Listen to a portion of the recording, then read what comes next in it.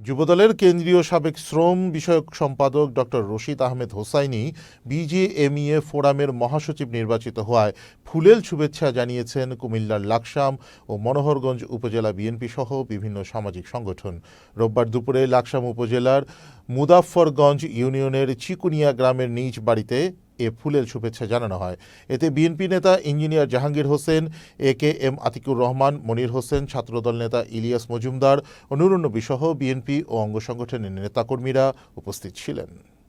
আমরা নিজেদের মধ্যে ভেদাভেদ না করে,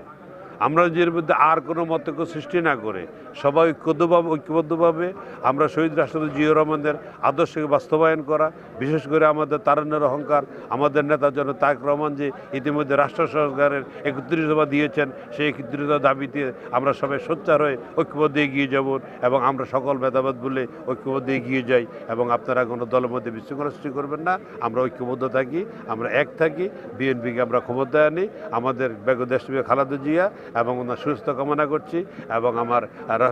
আমাদের তারুণ্যের অহংকার যেন তারা আমাদের সুস্থ কামনা করে আমি সবার এই বার্তাই দিচ্ছি, সবার প্রতি ঈদ মুবারক, তারেক রহমানের পক্ষ থেকে ঈদ মুবারক, দেশপ্রিয় খালেদার পক্ষ থেকে সবাইকে ঈদ মুবারক।